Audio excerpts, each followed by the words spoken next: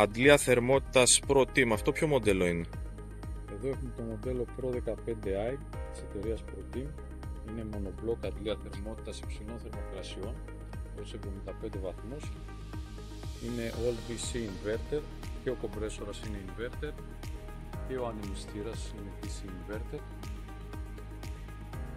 Εδώ πίσω βλέπουμε το στοιχείο.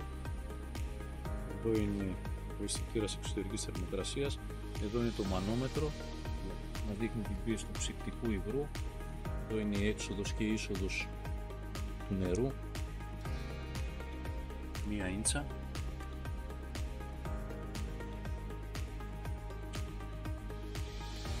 Εδώ τι ψυκτικό έχουμε?